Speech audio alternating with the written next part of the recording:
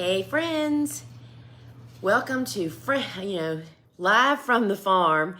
It's Lisa Mason Ziegler, your friend, and this is such a fun season right now, and I am just really excited to actually do something with you guys today, and we're actually gonna make some soil blocks. I'm gonna be planting some of my soil blocks. What has happened here on the farm is we are just so dadgum busy in other areas that some of the early seed starting, which isn't a whole lot for us at this early in the season, has been left to me. And so I figured the only way we're going to get it done is if we do it together. So before we jump into that, if you're new with us, welcome aboard. You can learn more about us. Our what has started out as a cut flower farm over 2.5 decades ago is now grown into an amazing learning center and online garden shop, and it's thegardenersworkshop.com. So check that out. And and I do have some hot news straight off the press. And I'm going to share that with you first. For those of you that you're going to know what I'm talking about when I hold it up, guess what we got unexpectedly yesterday, a shipment of. The green trays are back in stock. You're going to learn more what these are as I go through what we're doing here today. But these are the trays that we are forever trays. They're made in England. That's what we use for soil blocking. And they're the way that where we purchase them, or the company that makes them, it's very unstable supply. So we get them, we get thousands, we sell out, and then we're out of them for a while. Well, they showed up yesterday. We didn't think it would be for weeks and weeks. So anyway, that's the hot tip of today's Facebook, and you can find them over at thegardenersworkshop.com. So I just want to first do a run through of what I consider the basics of seed starting, and then I'm going to show you how I do it and some of the steps that I follow here. And I have my trusted friend at my feet, Tucker, who is circling the table and the tripod and me like a shark. So he's here helping us out today. If you see any jiggling, you'll know what that is. And remember, if you are one of our students of any of our online courses, we absolutely love it when you guys comment with the sunflower emoji. That identifies you to me, which makes it just really pleases me, as well as it identifies you to other people watching that you're one of our students, and you get to connect with other students and see what I'm talking about. Tucker is he's now laying down and throwing his ball for himself. So out of the gate, there's just a few things that I want to talk about. The first thing you have to figure out, and people that are having struggles, starting seeds, I totally understand it. I was a dreadful seed starter in the beginning because I wasn't even aware that all of this, there's just a few little ground rules that if you find out a couple of pieces of information and apply it to the seed you're trying to start, it just makes things go a whole lot better. Because let me show you something. These are the seeds that I started. Last Saturday, I did a YouTube. You can go over to YouTube and watch that. And I started these 2 trays.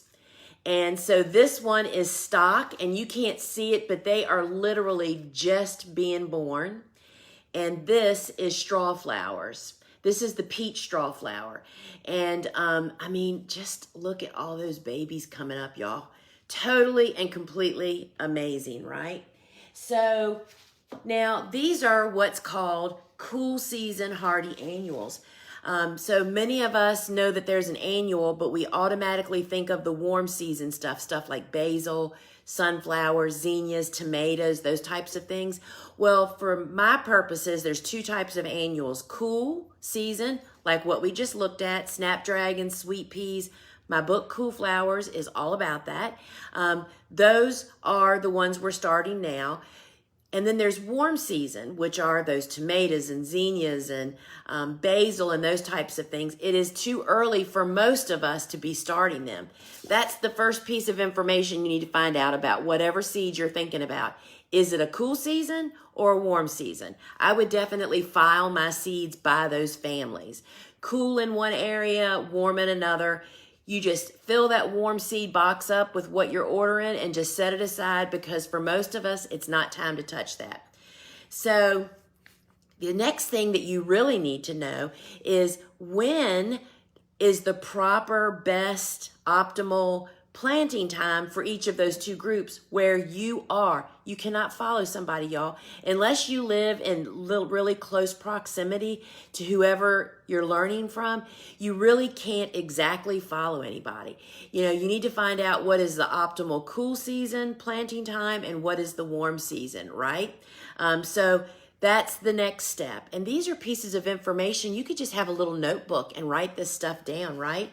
Then the third million-dollar question, and I find that so many people don't even think about this, is which way does your seed prefer to be started? What that means is it a seed that is best to plant straight out in the garden, or is it a seed that really does better when you start it indoors, which means you kind of have better control over the situation?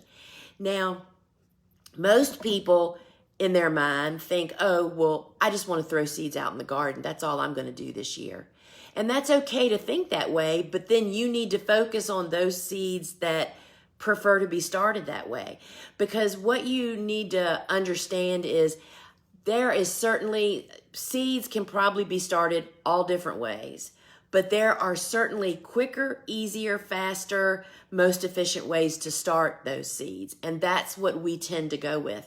I mean, not only as a commercial grower, that affects your bottom line, but even the home gardener, you don't want to spend extra time, energy, and money doing something the hardest way, right? So you need to find which is the preferred method. Then, based on that information, let's just say for our intents and purposes, we're talking about straw flowers. Straw flowers are a cool season hardy annual. They are not winter hardy, typically where I am. And I'm in zone 7B/8A. We teeter. We're right on the border of that. And so straw flowers could be fall planted if you're in the south of zone 8 or in zone 9.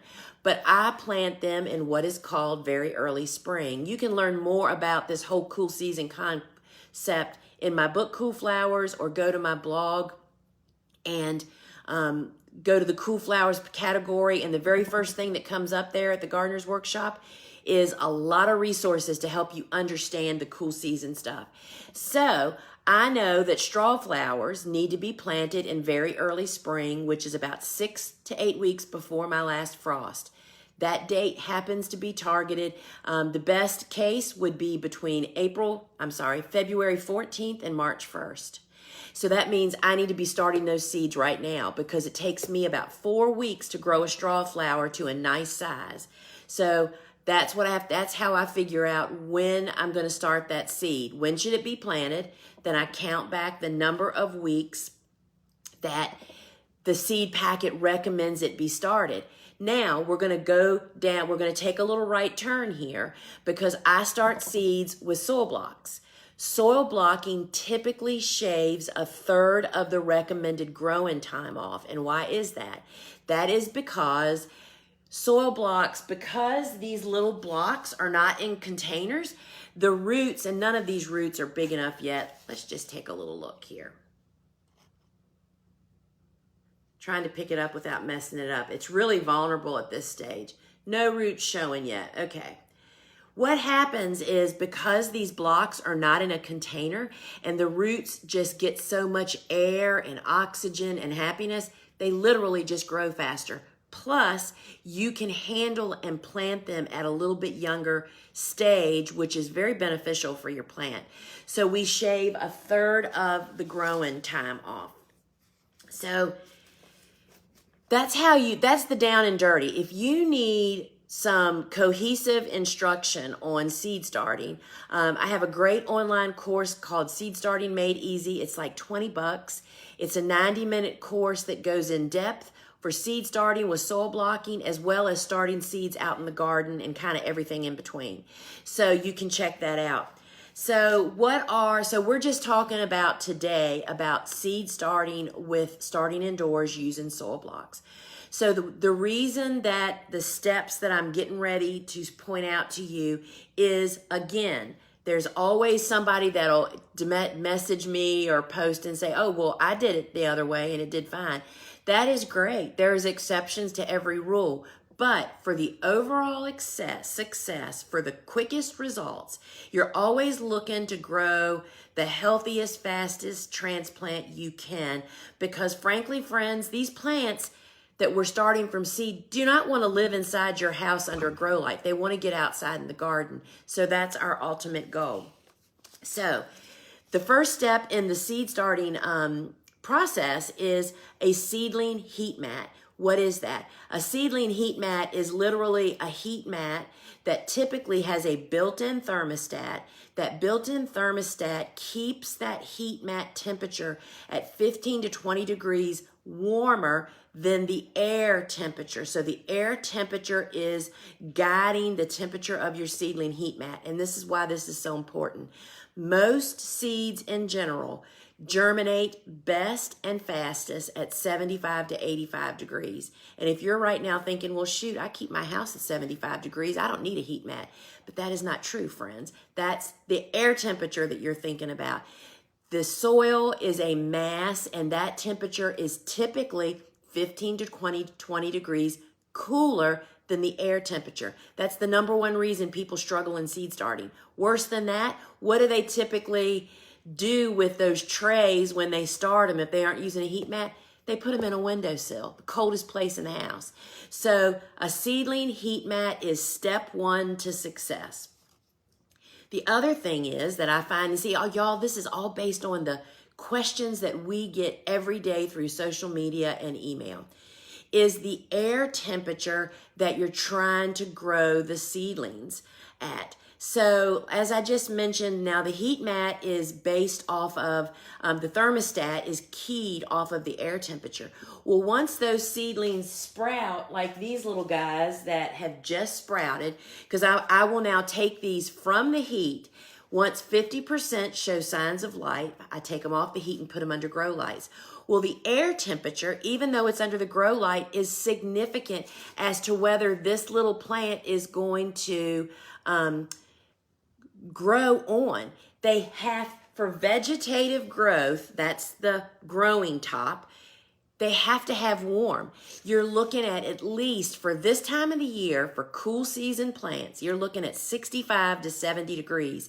I'm saying this because so many people are trying to start seeds in their garage. And friends, if it is 50 degrees out there, I don't care if you do have a heat mat and a grow light, that is still not warm enough. Your plants are just going to sit there.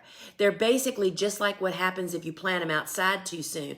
They're going to sit there and shiver, and they fall victim to stuff when they're just sitting there not actively growing. So you're looking for 65 to 70 degrees for cool season hardy annuals. So we then move them. Sorry, y'all, I've got the itches this morning really bad. We then move them from the seedling heat mat once 50% of the seeds are cracking and showing signs of life. Move them from the heat mat to the grow light. Depends on what type of grow light that you have as to how far the grow light has to be from the canopy of the seedlings. So if the seedling, when my seedlings go under my grow light in there, because I use the same grow lights that we sell, which are TH or T12s, I constantly forget, but they both basically are the same. The light is going to be just 2 to 3 inches above this canopy. The exception to this is if you have T5 lights, that's the little skinny light bulb, they get really hot. Those need much greater distance or you will toast your seedlings. So you have to find out what kind of light you have. So they go from the heat mat when they start showing signs of life, 50% of your blocks, then they go to the grow light. The grow light is located 2 to 3 inches above the canopy for T8 and T12 lights. T8s and T12s are my favorites because they don't get hot. However, they do give off a little bit of warmth. And I believe that that added warmth really contributes to the rate of growth for your actual transplants. So then the light is on 16 hours a day. I don't have any seedlings to show you right now. That'll start happening in the coming weeks. But to grow a short, stocky, healthy looking green transplant, that plant needs 16 hours of close proximity or bright grow light. And so if you have plants that are stretching and elongating and getting yellow and just looking bad, they're looking for light, y'all. And if they aren't getting enough, we don't even have 16 hours of light a day. There is no way to really provide that this early in the season without providing artificial light. And for most of us, even during the growing season when we're having long days, you still indoors do not get enough grow light. So we use timers. My whole grow room is on, the whole electrical system for that room is on one big timer. But until I had that, all of my lights were plugged into a timer. And we do have grounded timers on our website that turn my lights on at 6 a.m. and turn them off at 10 p.m. That gives them 16 hours of light a day. Now, if you're trying to grow in low light situations, there is no fix for that, y'all. And this is another reason when I get to showing you the soil blocking, why I always go with the small blocker versus the larger blocker. The real estate on heat mats and grow lights is precious to me. I'm always trying to squeeze as many transplants as I can out of the given space that I have. So grow lights are key, and nobody ever has enough grow light space. And here's the thing. I call it the seed starting freight train. Once we start starting seeds this time of the year, and we just keep on going till November, and in fact, I could do it year round, but we take December off. Nobody has enough heat mats. Nobody has enough grow lights. So you start a system. It's like, I'll start these today. They'll be on the Seedling Heat Mat. And then on Saturday, I'll probably do another live, maybe over on YouTube. I'll start some more. Chances are good that some of these are coming off the heat mat. So you don't sit down and do them all in one day. You come up with a pace that allows you to move stuff through what your equipment is. And using the small block as much as possible just opens a lot of opportunities. So you've got them, whatever, if they're on the heat mat or under the grow light, you have to water. I water every single morning. And when I go into water in the morning, because I have created the optimal conditions, my grow room is about 65 to 70 degrees. So what that means is now that when the trays are on the heat mat, they're always dry every morning. I mean, the Seedling Heat Mat does its job. It heats the soil up from that cool 15 to 20 degrees cooler than the air temperature. It heats it back up to temperature. So those blocks are almost always dry when I come in the morning. But if your air temperature is not warmish, when you come in the morning to water what's under your grow light, they're not going to be dry. And that's the beginning of a lot of problems. That's the beginning of algae and mold, and your plant's just not thriving. So 65 to 70 degrees is the key. So when I come in the morning to water, I didn't bring it in here. It's just a regular watering can.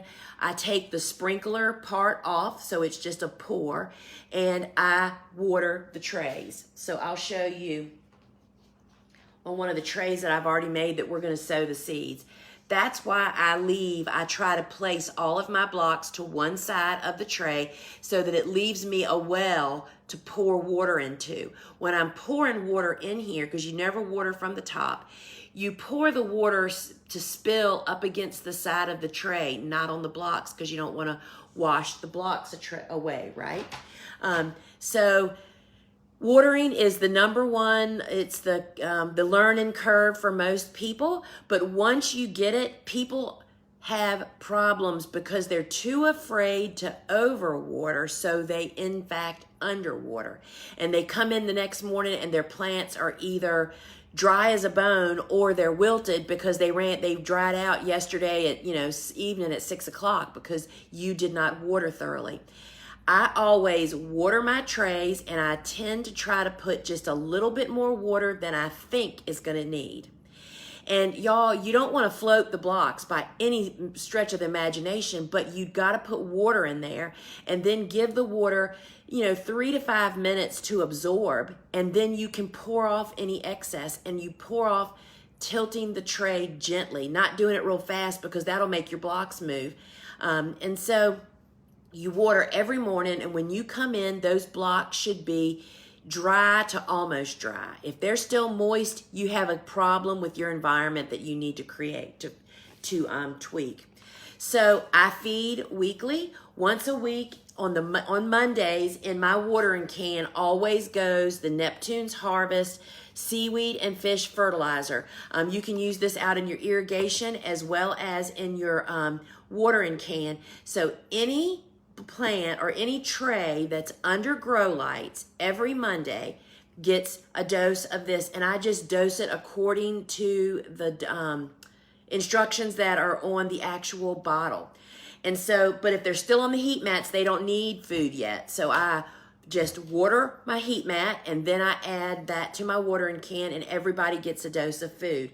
Then, if you get fungus gnat problems, which is a reality whenever you're starting seeds, you have to implement a fungus gnat prevention program. You may see people using these. These are sticky traps, and you can see that there's some on there. The sticky traps are a monitoring tool as well as help you to control. So the monitoring tool, we always have sticky traps up in our grow room to see, are there some in here? Or to catch the occasional one flying around that just gets in. So this is an A, but here is the real prevention program. This is Natrol. Natrol is a BT. It's an organic certified larvicide.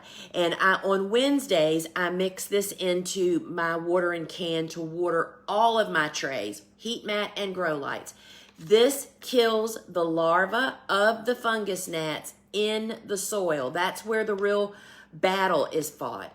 And so because we start using this every Wednesday, the minute we fire up our room, and use it every Wednesday for the entire season, we just keep a control. We'll still see an occasional fungus gnat, but we don't get these enormous outbreaks that I have surely had in the past, and I hear from people that have them.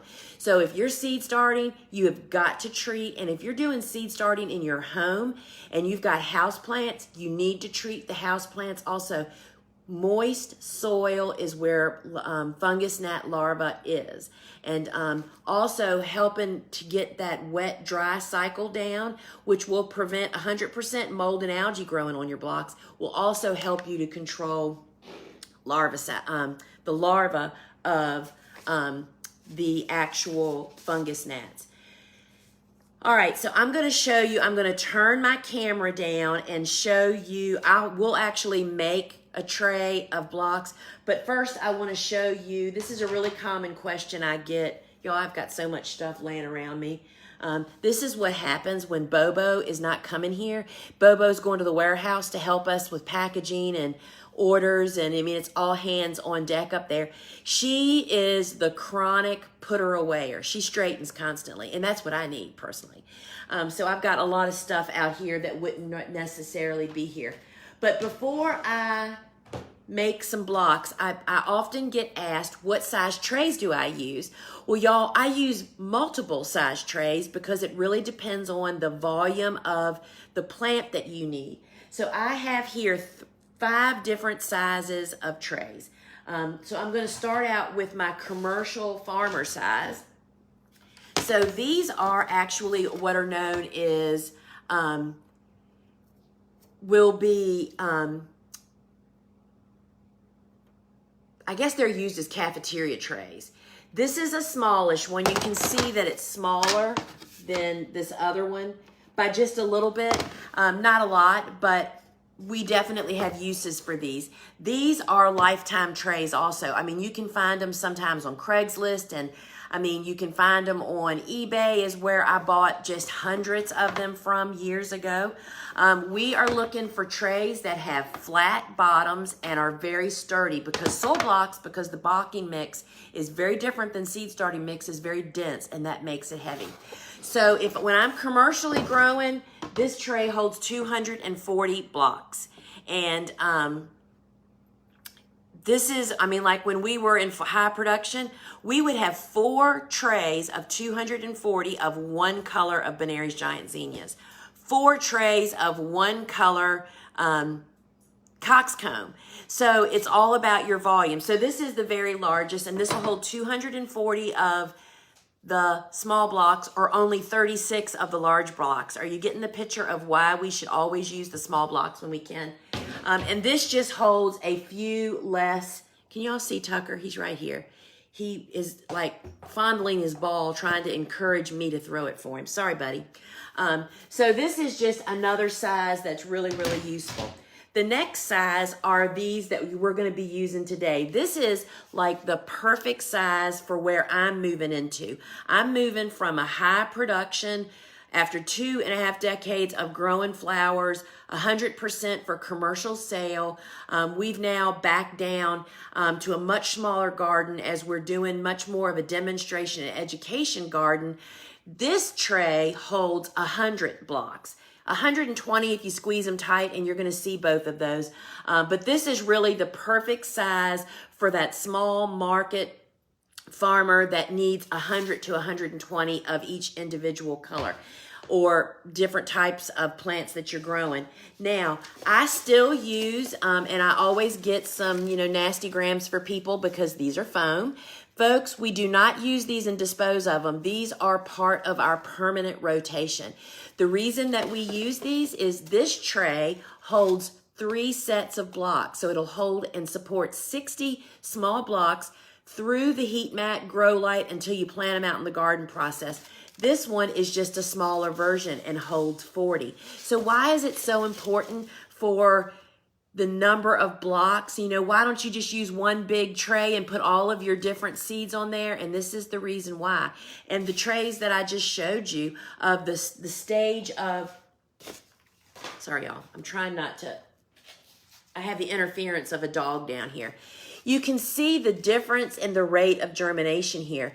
This is the stock, which obviously is further ahead than this straw flowers because you can't even see most of those straw flowers that are cracking.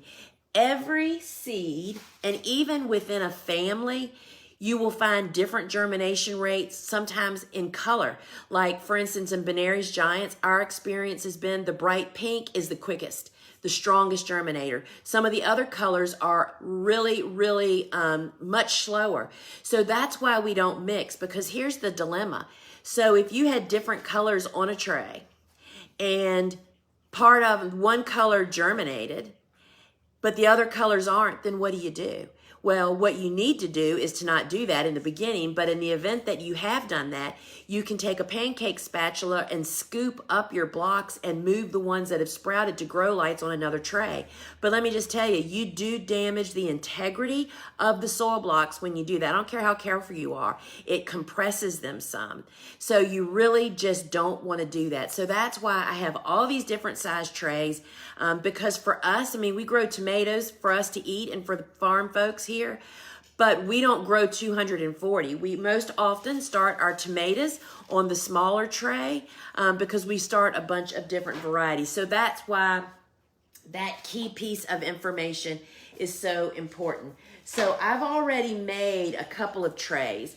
So these are, this is 100 small blocks that are on here, and you can see that I've left that nice watering well, but you can see there is a little bit of space here at the end, so I decided to see could I squeeze a 6th set of 20, and I can. That's what this is.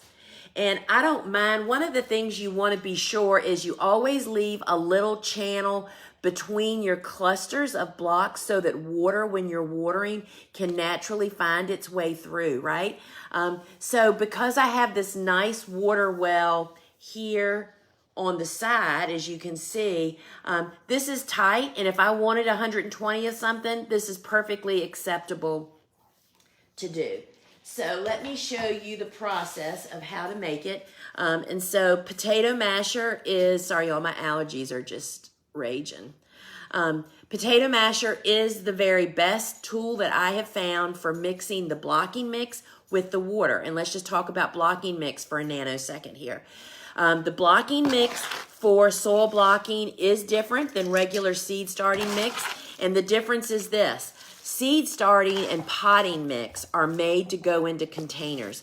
So they make them so that air and water can flow through the soil very easily and fairly quickly, right? Well, that in fact is the opposite of what you need for a soil block because it's not in a container. You want it to compact to itself and be really dense. So that's why it's not beneficial to use most seed starting mixes we have the recipe on our website. You can make your own at home and we sell it ready-made. And you know, you can certainly make soil blocks with any mix, but the question is how do the soil blocks hold up through the process? And we also only use compost-based blocking mix. And everything, all the seed starting mixes you buy, it says right on the front, sterile. We don't want anything sterile. We're organic farmers. We believe in life, in the living organisms that benefit us more than anything that could be detrimental to our blocks. So the blocking mix is not sterile and it's not regular seed starting mix. You can find it on our website, on the store as ready-made mix, as well as the nutrient if you need that, if you're making yours at home. But the recipe is on the Learning Center under if you hit the Learning Center, the drop-down menu says all things soil blocking, and it's one of the many resources there. The blocking mix is much wetter than what people realize. And here's my, I didn't dump this out, so I'll try not to make, all right, Tucker. When you're mixing your blocking mix that you have dry, that whether you've mixed it or bought it, the ratio is always 1 part water to 3 parts blocking mix. That means you can use any size container. So I use this today. So I put 3 scoops of filling this up of soil, and then I put 1 full thing of water. I'm just waiting for him to knock the tripod down. He has rolled the ball on the back side, and if he goes for it, if you go down, I'll come pick you up. Okay? Just bear with us here. So the measure is 1 part water to 3 parts blocking mix. And you can use any size container you want, but I do recommend that you have a nice pile of blocking mix because that makes it easier to make blocks. And if you have left over, just let it dry out. You don't lose it, okay? So that's why using a potato masher is really, really helpful. And now I'm going to turn you down and let you have a better view. Stand by.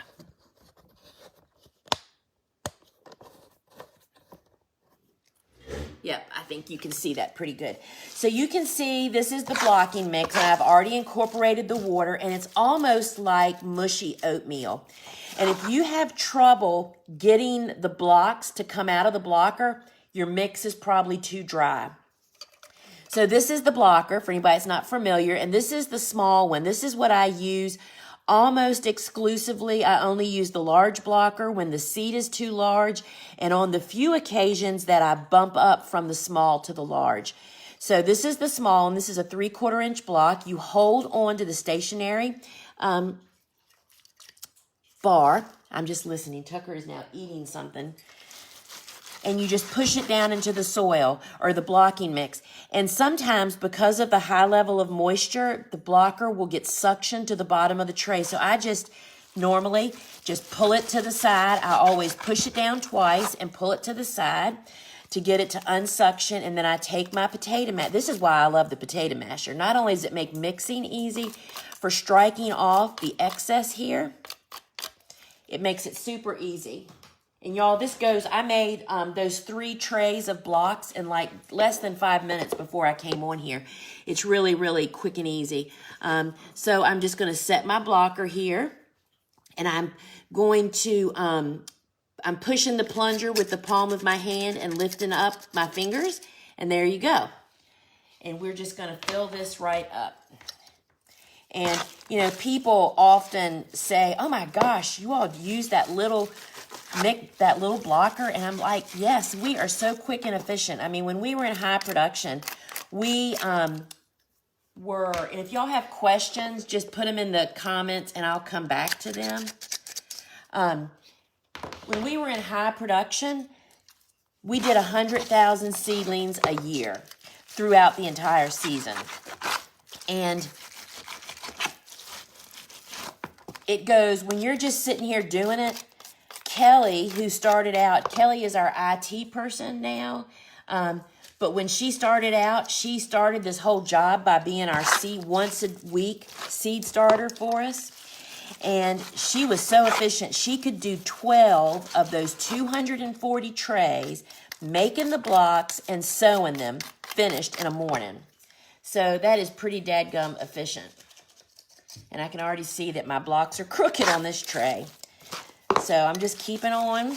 And if you notice, in between sets, I'm kind of pushing. You got to have a pile of blocking mix to drive your blocker in, right? That's why I tend to want a nice pile of mix to actually work with. All right, to work with while you're actually making the blocks. And so you might be able to see there's a little bit of water over here. I always tend to put a little too much water, but that is really easy to deal with. You just it just drains itself over there. It's when the mix is too dry that you really have trouble. So that is, I'm gonna move this now. Let me do it without breaking something. All right, now I've got my hands dirty. I'm gonna put a tray underneath there. Excuse me, Tucker. Now let's sow some seeds. That's the other really big question that people have most often. So first off, I want to share, we mark all of our trays, as you may have noticed here. We use the blue painter's tape.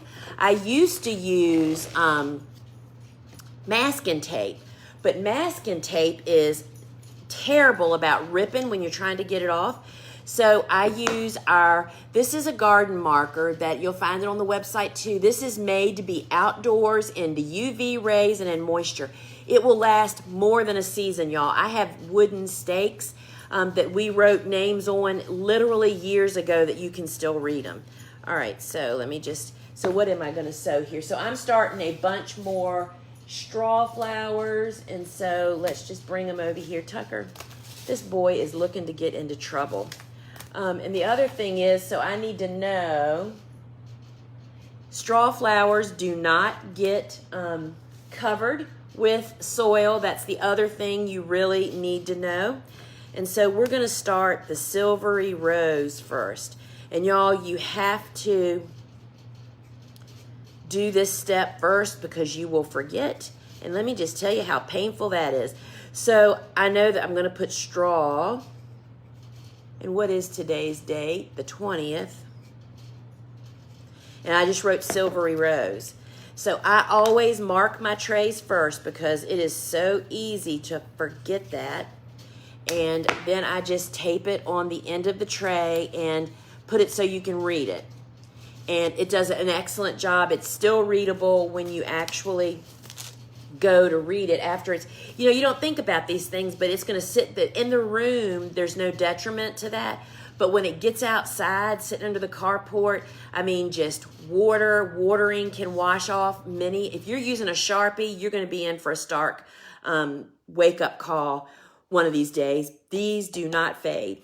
All right, so the next step is, this is our seed pan, and this is made from aluminum. And the reason we use this is a little aluminum lab pan, and there's no static electricity in this. If you're using a little plastic dish or something, you just do not know how much you're chasing the seed. So what I'm going to do is open my package of, this is the silvery rose, and I'm going to dump a bunch in there. Now, you may notice I didn't dump all of them in there because the point of doing this is you don't want them to be piled on top of each other. You want to be able to pick them off one at a time to put on the soil block. We use a toothpick and saliva. Y'all, saliva is so much stickier than water. And yes, when I'm here by myself, I would literally spit in the corner of the tray. And that way you can continually to keep your toothpick wet. And I don't know if you can see this, but that seed jumped right onto that toothpick. And that is because there is a combination of no static electricity. Let me get myself set up here so I can go pretty fast. No static electricity and the stickiness of the saliva. Something else I find super helpful is I always go in the same pattern. And that way, if I get interrupted, let's just say if the phone rang or somebody knocked on the door while I was doing this, I literally usually don't even listen to music when I'm sowing seeds. I can just stick the toothpick in the last block that I did to mark my spot, because these guys are kind of easy to see because straw flowers need light to germinate. So they are literally just firmly seated on the surface of the block. Y'all, this dog is like playing footsies with me down there. It's kind of distracting me. Sorry. But some seeds, I mean, tiny little seeds. One of the seeds I used to always dread sowing before I did this method was digitalis, which I don't even really grow anymore. But its seed is super tiny and it just doesn't matter. I mean, snapdragons, celosias, not a problem when you're doing this method. So I know Bobo's happy. I don't know if anybody at the warehouse is viewing this. I told Bobo yesterday that I'm so behind on seed starting, which is the problem. I mean, that brings me to another great subject. If you're a flower farmer, you have to prioritize seed starting. Because let me tell you, friends, if you don't start them, you can't plant them. And if you don't plant them, you can't cut them and sell them. So your seed starting schedule is of the utmost importance. It's real easy to say, oh, I'll do that this afternoon, is what happens to me. But then my day, you know how your day just kind of like evaporates, right? We get all caught up in other stuff. And then even worse, you're tired. And then you don't get to it. That's what led me to hire Kelly years ago as our seed starter. Is we just were so over. Our business was, I mean, kind of just took off from the get-go. And we were so focused on the outdoor work that we were too exhausted at the end of the day to start seeds. And that's kind of how Kelly got her niche here. She had just had her first of 2 babies, and she just did not want to go back to her kind of corporate job. And she started working for us 1 day a week.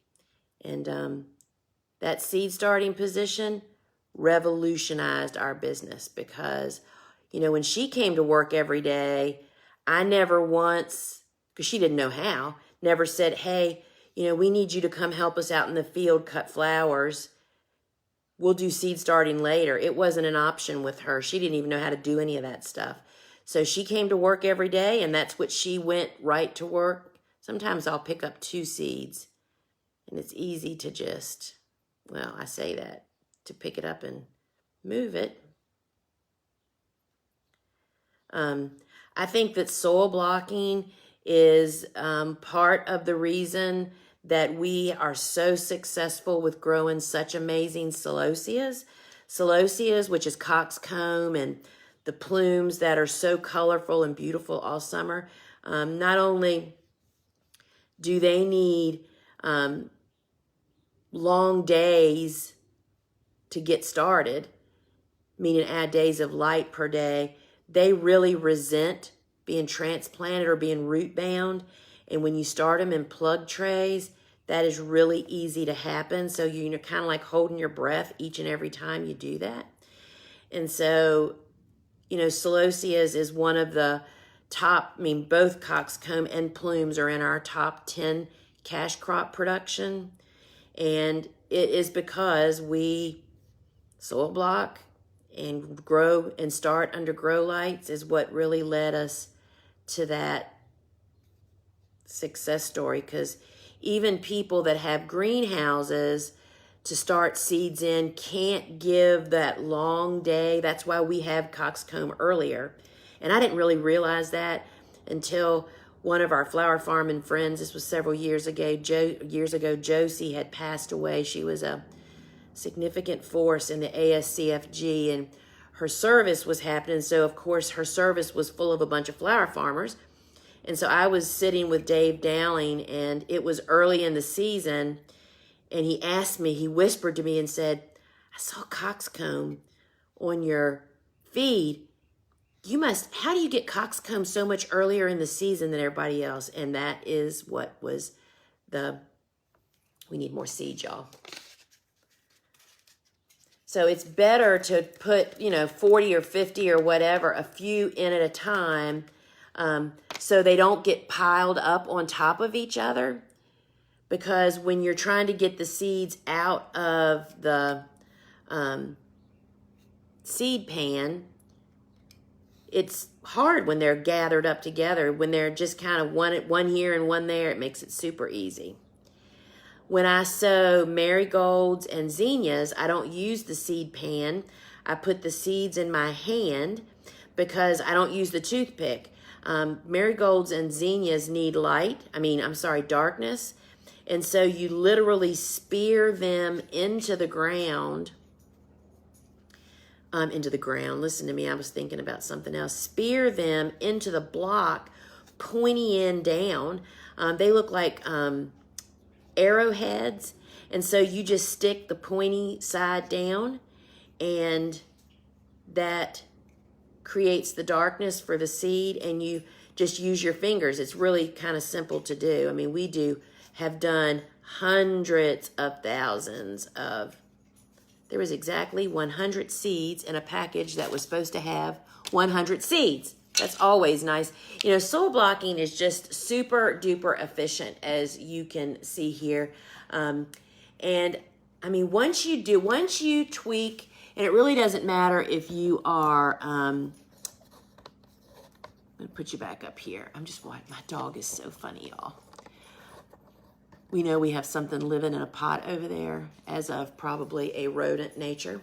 Just discovered it yesterday or the day before. Tucker's staring at the pot. Sure sign. Anyway, seed conservation is also yet another part of soil blocking that I love. It's not really a big concern when you're planting inexpensive seeds, but many of the seeds that I now plant are expensive hybrids, specifically some of those Celosias I was speaking of. And it's just so nice. One seed in one block, and you make the most of your inventory. All right, so I'm going to look and see what questions we have here. I'm actually going to unplug you. I don't need power. Sorry, y'all. Trying to unplug the power without knocking it over. And then I'm going to take you out of the stand so I can actually look at these questions. Oop. All right. So I'm going back to the beginning here. I should actually just bring my tripod over here. And so good morning to everybody. Thank you so much for joining me. And I'll say again, we got a surprise delivery yesterday, and we now have the green trays are now back in stock. I just love these trays so much, I can't even tell you. All right, so let's see if I have any questions. Hello, everybody. I wish Facebook had Instagram has a place that people can put the questions, so you don't have to do what I'm having to do right now, is to scroll through everybody and see everybody's questions. All right, so wait a minute, I found a question. So I'm moving this tripod. Stand by, y'all. My arm's already tired. I've already had a long meeting this morning. Well, actually 2 meetings, one in person here at the farm and one with our website people and our team. All right, Mark. So here we go. I store my dry sifted compost and peat moss in my grow room. Can fungus gnats reproduce in the dry mix? You know, that is a really great question. First off, we also, it's not in the grow room, but we store it inside the building here. And it's in one of those huge tubs that has a top. I have never thought about that. I would definitely search engine that. I cannot answer that for sure. You need to I would just actually search that. Can fungus gnats reproduce and live in dry mix? Because I don't know the answer to that question. I'd be interested to learn what that is too. In bloom, people are talking back and forth to each other, and that is so great. Here's a question. I sowed yarrow with my first seedlings on January 8th. It's still not up. Is that normal? I'm using a heat mat and lights 8B. So whenever you're using a heat mat, you never have them under the grow light also. That's like toasting them for both sides. It's like when they're on the heat mat, there's no grow light. They can be in a room with light, but not with the grow light over top of them. Once you take them from the heat, then they go to the grow light. That totally, Carol, would depend on what kind of yarrow. If you're sowing the Colorado Sunset, they are a little bit slow, but there are perennial yarrows which are very different. So it really depends on what variety. In January 8th, I'm just thinking, so that's, hopefully you're right on the verge of them cracking through. Oh, Jessica, Jess, who is one of our team members, has posted the seed starting online course that you can get. Once you buy one of our online courses, y'all, you have it for life. That means that if you get it and you have to take a refresher, 10 times a year like I do for certain stuff, on sometimes things that I have to refresh on, that's why they are that way. It's just like a book. Instead of picking up a book to reread it, you just go and log in and it's right there in your library and you can rewatch it. Charlotte, read Cool Flowers and read it again and again. That is just such a great tip, Charlotte. I will share that is so true for me, because here's the thing, that the thing that you're struggling with right now, no matter what it is the thing that you are going to subconsciously focus on when you are trying to learn about that. All the other great information is just going to fall by the wayside until that becomes your problem. So I rewatch some of my business courses, information that I have, some of my, I go back and look at them over and over again, because it's like, oh, now I have this situation. Wonder what you do about that. And you go back and look, and it was right there the entire time, but you didn't focus on that. I cannot recommend that you read and watch stuff over and over. Like right now, I'm doing seed starting stuff everywhere. I'm doing it I did a Clubhouse talk yesterday that was great. You can go listen to the replay. I'm doing this today. I did a YouTube last Saturday. I'll be doing more YouTube lives. So every time I talk about this, I tend to remember things. I tend to focus on the stuff that people are asking me in that day or the past few days. So it changes. You can never learn enough. That is my personal experience. And thank you, Charlotte, for pointing that out. Charlotte, when do you start your corn in big soil blocks? So Charlotte's talking about that we've learned to get the earliest sweet corn, which we grow, to eat, not, this is nobody that's growing big corn for other things would ever dream of doing. But for us to beat the pests and to get the earliest corn, we start the part of our corn indoors, but I don't use large soil blocks, Charlotte, which you would need to use the large soil block if you did soil blocks. We start them in plug trays. We start them 3 weeks before it needs to be planted. So April 15th is my last frost date. Corn will take a little bit of coolness, so I kind of tend to plant it that week following April 15th. So I start 3 weeks before that date. And that is, y'all, so pests,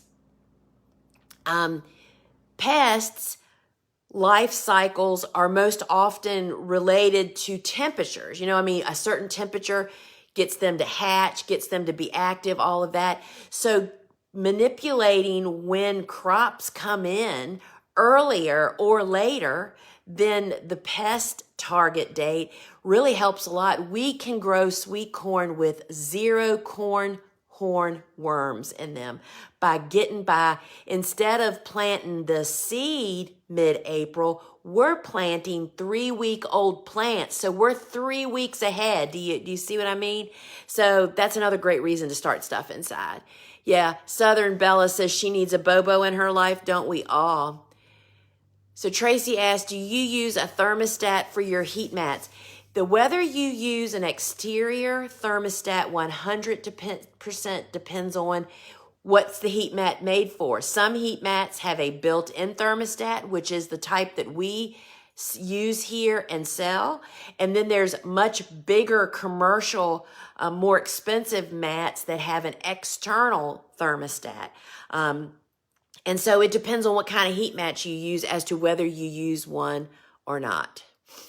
Yes, and restaurant supply stores for those cafeteria trays, but I'll tell you, they are so much more. I think they're like $8 or $9 new each, the big ones. And so if you need, I mean, I bought 100. And so that's why I seeked out to find them used. Oh, Kate says, thanks for the info on small blocks, just what I was looking for. Great, thanks. Your heat mat has its own thermostat. Oh, thank you, Charlotte. And then those thermostats that are built in are keyed off of the air temperature. Charlotte says, I use all the styrofoam and the long green one. Awesome. Yeah, it's all about, we just use them over and over again. Unlike the black cell packs and cell trays, they are not made to have a long life. And when they sit outside in UV rays, I mean, we're lucky to get a couple of years out of a cell tray. That just isn't the case with these heavier, dutier products, which is the green tray, the styrofoam, and then, of course, ultimately the cafeteria trays. All right, friends, it's time for us to get off here and move on to the next part of our day, right?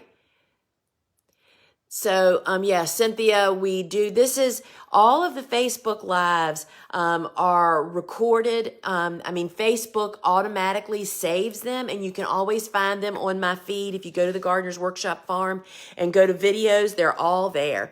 And then Kelly is really good about she gathers up all these different lives that I do in different places and puts them all on YouTube. So YouTube is another great place. My podcasts are there and a lot of my lives are there.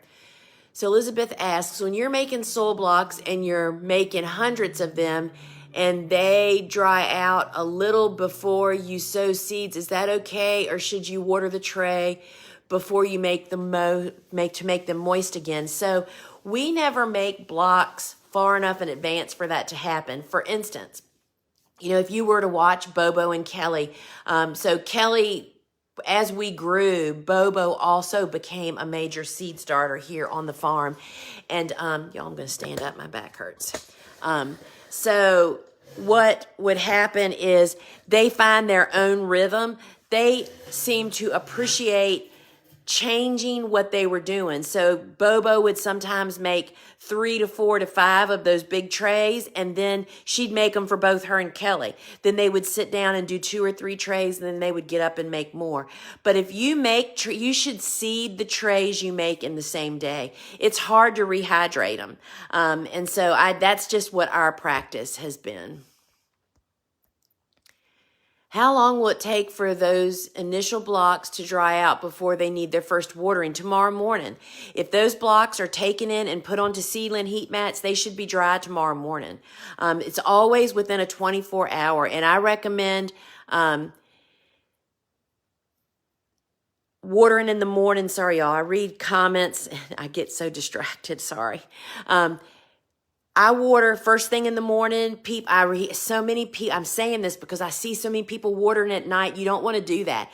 You want to water in the morning when it's the warmest and the plants are actively sucking up the water through their roots. So always water in the morning. Source for the narrow green soil blocking trade, thegardenersworkshop.com is where you will find them. They just got put back in stock yesterday, and I will guess and say they'll be gone by the end of next week. No, we do not currently have any coupon codes. If you're a student, I don't think there are some active students right now. The garden markers are awesome. Oh, thank you, Candace. I mix according to your recipe, but it's requiring a crazy amount of water to get wet. Is the quality of the peat moss and organic compost the issue? Even after 4 to 5 times of sifting the compost, it's full of things that I feel shouldn't be there. The only thing that shouldn't be there, and it's in mine too. Here's a piece right here. No, that's not hard. There's bits and pieces. Even though our blocking mix has been double sifted, there are still little chunks. The only reason you don't want chunks is that it won't get into the small blocker. You know, the hole is only this big, right? So don't worry about stuff. That's the only problem if you have chunks. And if you're using peat moss, it definitely takes a little more water. So you start off at that 1 part water to 3 parts blocking mix. And then sometimes I have to add a half yet again of that water dose.